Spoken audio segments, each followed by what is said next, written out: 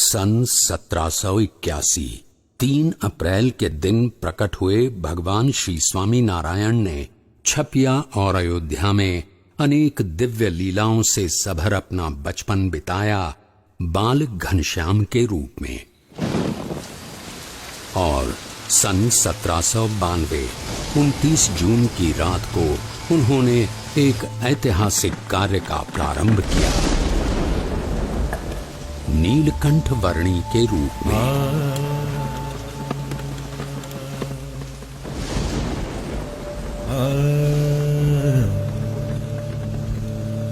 इस संसार के सारे बंधनों को त्याग कर अनंत जीवों के कल्याण के द्वार खोलने के लिए नीलकंठ वर्णी चल पड़े एक अद्वितीय कल्याण यात्रा पर।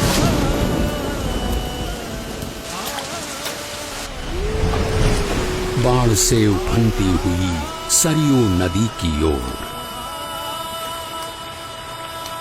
नीलकंठ वर्णी की इस असाधारण यात्रा का प्रारंभ साधारण कैसे हो सकता था।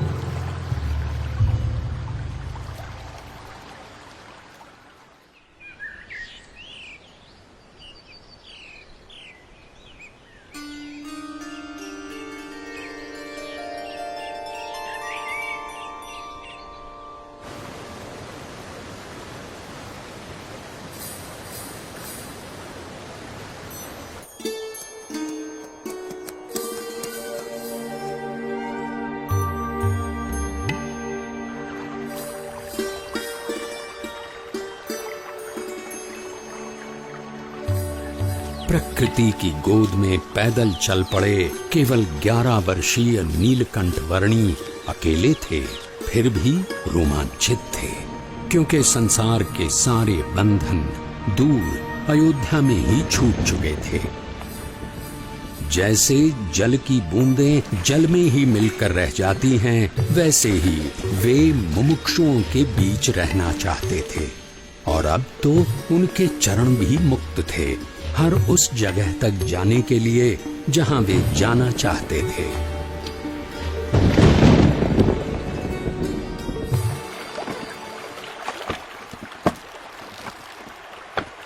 अमरपुर गांव की धरती पर सूर्योदय तो हर रोज की तरह हुआ था, पर आज वहां के लोगों को कुछ अधिक प्रकाश मिला।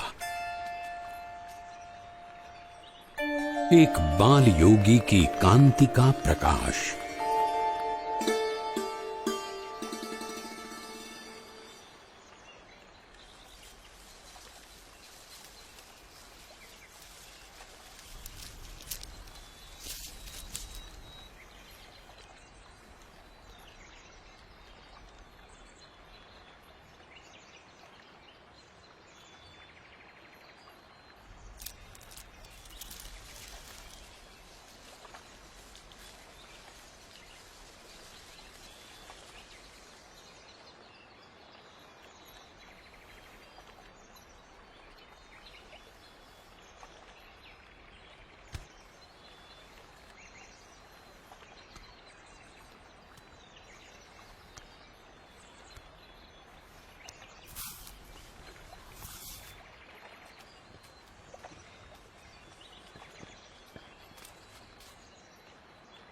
प्रसाद के लिए धन्यवाद। अब मुझे आगे जाने की अनुमति दीजिए। बालयोगी, अगर आप लंबी यात्रा करके आए हैं तो आज के दिन यहीं रुककर विश्राम करके जाइए। अभी तो मेरी यात्रा आरंभ हुई है और मुझे बहुत लंबी दूरी तय करनी है। जैसा आप उचित समझे।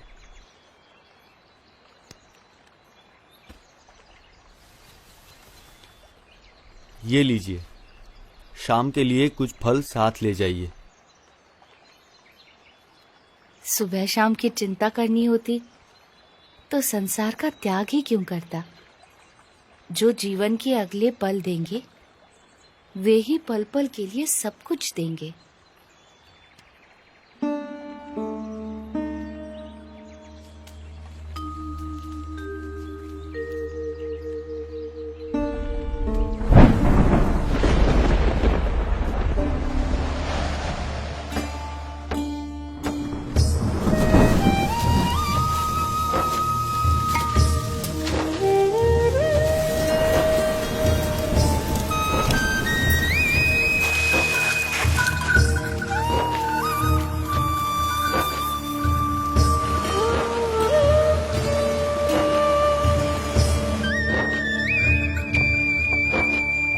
यहाँ के लोधेश्वर महादेव मंदिर का निर्माण महाभारत काल में राजा युधिष्ठिर ने करवाया था, ऐसा माना जाता है।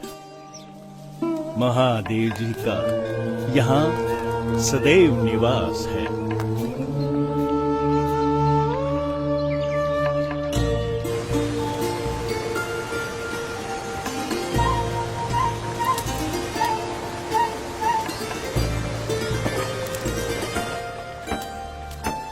निडर, निशंक और निश्चल गति से अविरत यात्रा कर रहे नीलकंठ वर्णी की जीवन शैली एक योगी की परिभाषा को जैसे उन्नत कर रही थी।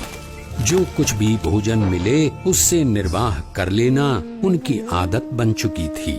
एक ब्रह्मचारी की तरह आसन मुद्रा में ही निद्राधीन होना उनका नियम बन चुका था और मुमुक्षुओं की खोज में चलते रहना उनका नित्य क्रम।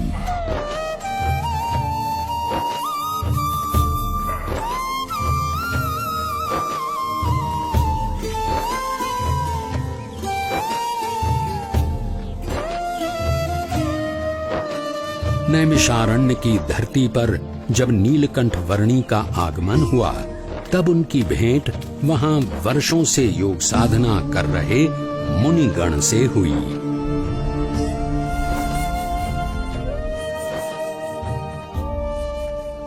आपकी उपस्थिति से ही प्रतीत हो गया कि हमारी वर्षों की योग साधना सार्थक हो गई, अर्थपूर्ण हो गई।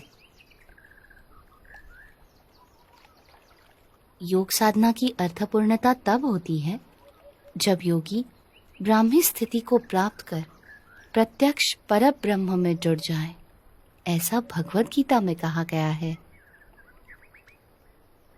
ऐसी ब्राह्मी स्थिति के लिए कठिन से कठिन योग साधना करने के लिए हम तैयार हैं।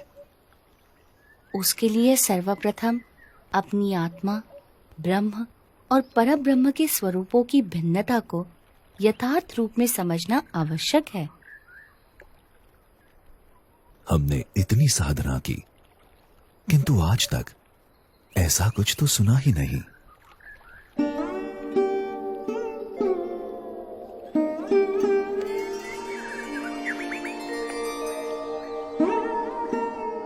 बाल योगी, आपके विचारों में कुछ नवीनता है। हमारी अभिलाषा है कि आप सदैव हमारे साथ यहीं रहें। वैसे भी इस नैमिषारण्य से अच्छा स्थान इस पृथ्वी पर कहीं नहीं है। ऋषिवर, जहां भी भगवान या उनके सच्चे ब्रह्म स्वरूप सत्पुरुष की निश्रा है, वैसा हर एक स्थान नैमिषारण्य तीर्थ के समान ही है।